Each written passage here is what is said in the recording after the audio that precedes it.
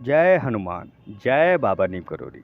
मित्रों, बाबा नीम करोली जी के चमत्कारों से संबंधित एक और नया वीडियो मैं आप लोगों के सामने आज लाया हूं। मित्रों, आज हम बात करेंगे बाबा जी के एक विदेशी महिला भक्त के बारे में, जिनका नाम सुनंदा मार्क्स था। ये भक्त बाबा जी की बहुत अनन्य भक्त थीं। यही नहीं, उनका पति, देवर, ससुर आदि भी बाबा जी के भक्त हैं। पर सुनंदा जी का विशेष ही तौर पर महाराज जी से लगाव था। परंतु एक भारतीय साधु पर इस कदर समर्पित होने के कारण उसकी माँ, जो कि एक अमेरिकन महिला थी, उससे तो चिढ़ने ही लगी, साथ ही बाबा जी से भी और चिढ़ गई थी कि उसकी लड़की पर बाबा जी ने कैसा जादू कर दिया है। रोष में आकर वो कभी कभी बाबा जी को गालियाँ भी देती थी। परंतु महाराज तो त्रिकालदर्शी थे, वे सब कुछ जानते थे। महाराज जी कभी कभी कहते थे कि चलो, वो मुझको याद तो करती है, यही बहुत काफ़ी है, भले वो मुझे गाली देती हो। इसी दौरान सुनंदा की माँ विदेश यात्रा पर निकली। अन्य स्थानों पर होते हुए वे डेनमार्क आ पहुँची। इधर उनकी थैली भी सिकुड़ रही थी, अर्थात पैसे की कमी होने लगी थी। और अब धीरे धीरे उनकी तबीयत भी खराब होने लगी थी। एक रात वे अपने होटल के कमरे में अचेतावस्था में जाने लगी। उनमें इतनी भी शक्ति नहीं थी कि वे उठकर होटल के मैनेजर से इस विषय में सहायता के लिए भी कह सकें।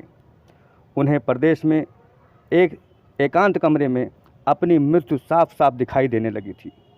इस असहाय अवस्था में रोते हुए वे विलाप करने लगीं।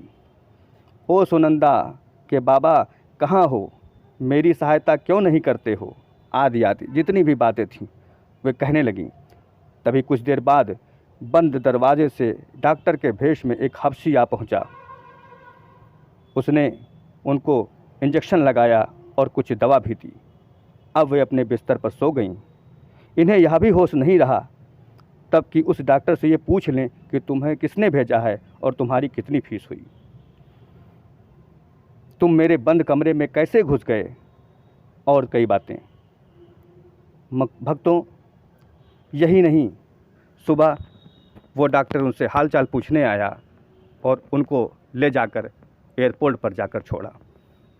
मित्रों, आप सभी तो जानते ही हैं, आप लोगों ने इतनी कथाएं सुनी, जिसने बाबा जी को गाली तक दिया, बाबा जी ने उस पर भी दया किया। मित्रों, ये बात सत्य है, बाबा जी का जो भक्त होता है वह कभी निराश नहीं होता। मित्रों, बाबा जी हमेशा अपने भक्तों पर दया करते हैं। बाबा जी ऐसा ही नहीं कि वो किसी एक व्यक्ति पर, उसके पूरे परिवार पर उनकी दया दृष्टि बनी रहती है। मित्रों, मेरा तो आप लोगों से यही कहना है कि बाबा जी की भक्ति में जुड़ जाइए और बाबा जी की कृपा प्राप्त करें। हमारे चैनल को सब्सक्राइब करना न भूलें और बेल आइकन ज़रूर दबा दें। मिलते हैं अगले भाग में, तब तक के लिए जय हनुमान, जय बाबा नीम करोली जी महाराज।